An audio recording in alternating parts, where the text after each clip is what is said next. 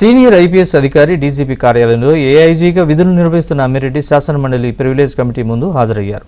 సుమారు 2 గంటల పాటు కమిటీ ఆయన్ను విచారించింది. Privilege committee chairman MLC BT Naidu అమ్మిరెడ్డిపై ప్రశ్నల వర్షం కురిపించారు.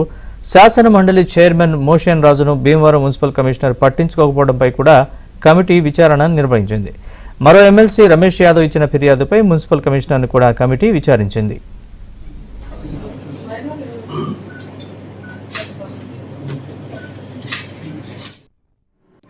శ్రీ నారా లోకేష్ బాబు గారి యొక్క ప్రివిలేజ్ సంబంధించి 3 కేసులు ఈరోజు టేకప్ చేశాం. దీనికి సంబంధించి సంబంధిత అధికారులు 3 పిలిపించాం. ఈ ప్రివిలేజ్ కమిటీకి క్వాసీ జ్యుడిషియల్ పవర్స్ ఉంటాయి. దీనికి సంబంధించి మరి వచ్చినటువంటి అధికారులతో అందరితో కూడా ప్రమాణం చేయించి ఈ కేసుకు సంబంధించి పూర్వపరాలు ఏం జరిగింది అన్ని విషయాలు కూడా విపులంగా అడిగాం. కొంతమంది సమాధానం చెప్పారు, కొంతమంది సమాధానం చెప్పలేకపోయారు, కొంతమంది తప్పు అయిందన్నారు, ఇంకోసారి జరగకుండా చూస్తామన్నారు, కొంతమంది మేము తప్పు చేయలేదన్నారు. ఇట్లా రకరకాల ఒపీనియన్స్ వచ్చినాయి. మరి దీనికి సంబంధించి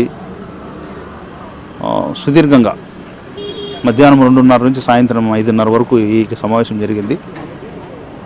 ఈ పూర్తి వివరాలన్నీ కూడా మేము కమిటీ సభ్యులందరూ కూడా సమీక్షించి మరి తదుపరి జనవరి 5వ తారీఖు నాడుకి ఈ ప్రివిలేజ్ కమిటీ తదుపరి సమావేశానికి వాయిదా వేయడం జరిగింది.